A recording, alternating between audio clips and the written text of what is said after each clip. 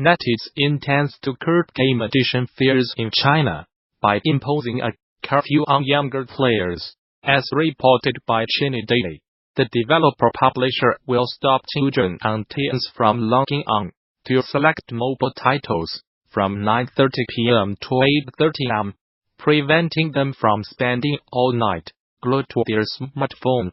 The system will also limit anyone under the age of 12 to 1 hour of playtime from Monday to Friday, and 2 hours on weekends. Those aged between 13 and 18 will be granted 2 hours of daily playtime during the week, and 3 hours on weekends. All unregistered users will only be granted 2 hours of playtime in total, and will be prevented from buying in-app purchases, while parents will also be given the ability to monitor their child's playtime and spending habits using a platform called NetEase Parenting Care. The restrictions will initially be rolled out across 15 popular NetEase titles, including Fantasy Westward Journey, Knives Out, and NMYOGI. Starting this month, NetEase is not the first to impose restrictions on children. Honor of Kings developer Tencent employed similar tactics back in 2017, and even started using police databases to more effectively clamp down on underage players. Still, it's a timely move for the company, with regulators in China having recently toughened their stance on video games, resulting in a licensing freeze that's only now beginning to ease up. New numbers from the Apt Group show that 2018 was a standout year for Nintendo. In a series of tweets detailing the firm's year-end sales estimates for the United States game industry, analyst Matt Piscotella said that the Switch was 2018's best-selling platform, both in terms of units sold and dollar sales.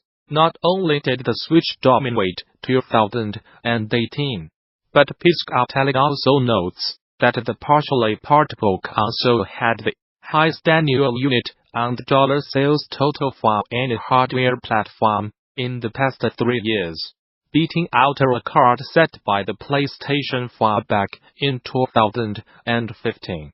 Looking at video game hardware as a whole, the app says that just over $1 billion was spent in 2018, an 8% increase from last year's hardware spending.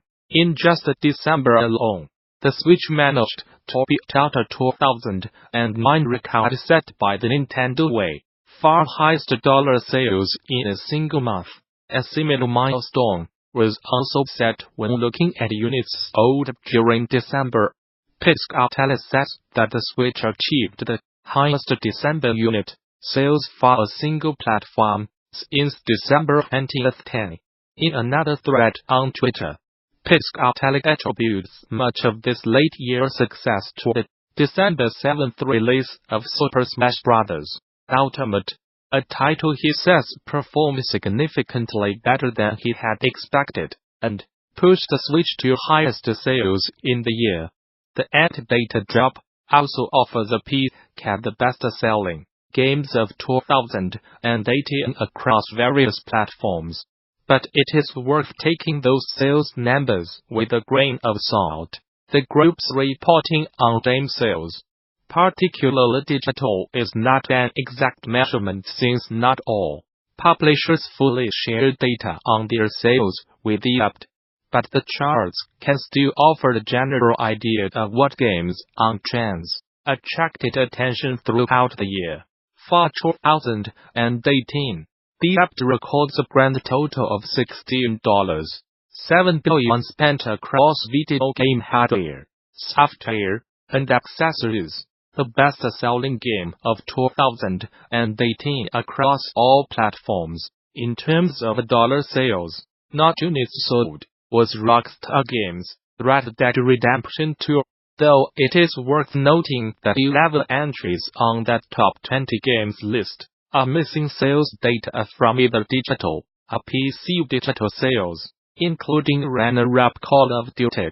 Black Ops 4, Super Smash Bros. Ultimate, the best-selling game for the month of December, also reached number 5 on that roundup of 2018 as best-selling games, despite the fact that none of its digital sales were counted.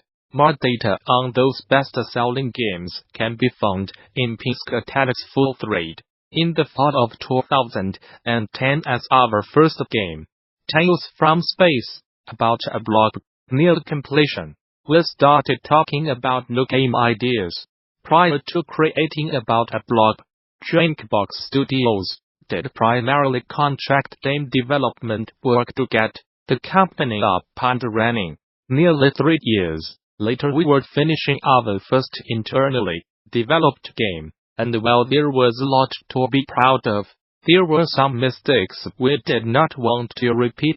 With that in mind, we had a number of high-level goals for our next project. Fast forwarding to April 2013, we believe we accomplished our goals with Guacamole. When Guacamole was released on Steam, it became the top downloaded game for both PlayStation 3 and PlayStation Vita for the month of April, including both retail and download-only games in both the Americas and Europe. Along the way, Guacamole was nominated at Indicate and BEF, and received recognition at PAX East, PAX Prime, and E3. This success was a huge relief at the end of a long road. But while the results were great, the development was not without its hiccups. Game design vision. During development of our first game, Tales from Space, about a blob, we struggled to define a clear vision for the gameplay. Was it a platformer, or a puzzle game? What was the game really about, and how should levels be structured around that? We thought we'd figured out answers by the end of development. But that process took the duration of the project, and as a result, was not fully reflected in the final game.